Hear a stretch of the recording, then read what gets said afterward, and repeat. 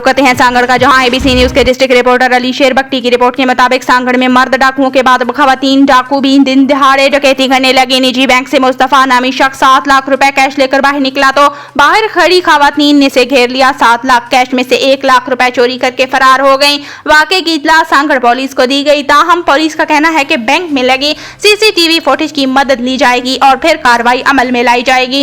नाजरीन, आइए आपको मुतासरा शख्स की गुफ्तगू सुनाते हैं।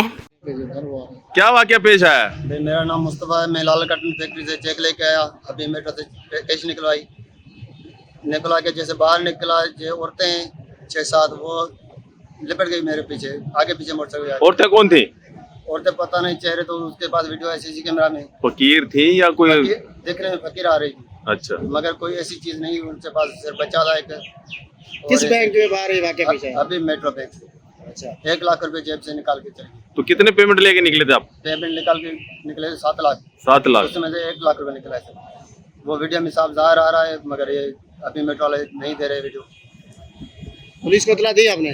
हाँ, पुलिस को इतला दी है। पुलिस बोलती है वीडियो दे दो। आपने बैंक के इंतजामिया से बात की आपने? हाँ, वो भी गए थे बैंक में, वो नहीं दे रहे वीडियो। वो बोलते हैं FIR होगी, पुलिस जल्द देगी, फिर वीडियो देंगे। आपका नाम क्या है? मुस्तफा। कहाँ के रहशी? सांगड़ के पूरी रोड पे पेटी है मेरी।